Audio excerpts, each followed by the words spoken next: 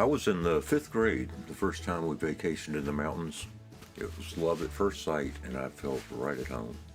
Since then, I've spent many years in the mountains, hundreds of day trips, countless weekends, and even weeks at a time camping in the Appalachians and the Smokies.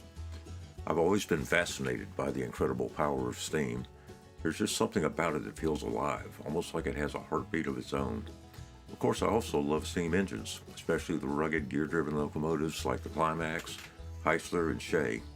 These weren't sleek streamliners, they were workhorses, climbing impossible grades, dragging out heavy, huge logs, and opening up the Smoky Mountain wilderness. For me, it's not just about operating trains, it's about being in the mountains every time I run them.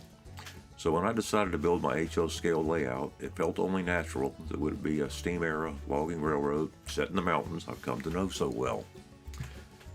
Over the years, I've explored so many corners of these mountains, hiking old grades, camping along the rivers, and following narrow trails that twist through deep valleys, all the way to the waterfalls that formed them. I've been to the Pisgah National Forest many times, but one trip that really stood out was when we visited the Cradle of Forestry Museum. That's where I learned that the highway leading up toward the Blue Ridge Parkway was actually built on top of an old logging railroad bed, as are many of the trails and roads in the Great Smoky Mountains. These short-line railroads served the people and the industries of the Appalachian Mountains, and they've been the perfect prototype for modeling in a rugged, mountainous setting. But there's so many different ones, how could I choose? That same idea led me to the Little River Railroad in East Tennessee, founded by Colonel W.B. Townsend.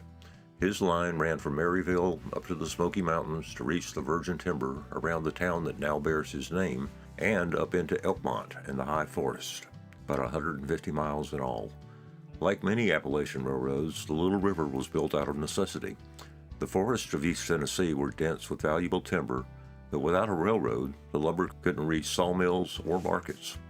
It had everything I wanted to capture: steep mountain grades, wooden trestles, tight curves, and hard-working geared locomotives hauling timber and supplies through rugged country.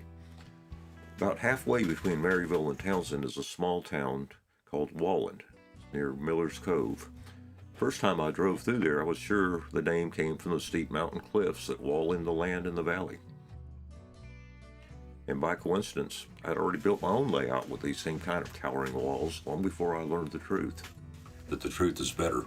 It comes from two tannery partners, Walton and England. Combine their names and you get Walland. Their tannery processed over 300 hides a day using tannin from the bark of local trees. When I discovered that, it all clicked. I realized I had already modeled my perfect prototype years before I even knew it. The history, the geography, and even the industries were all there. I wanted the scenery to capture the real Appalachian feel: steep slopes, tight valleys, and weathered rock faces. To make the rocks, I used aluminum foil molds. You just crumple the foil around a suitable rock, press it into sand, and remove the rock.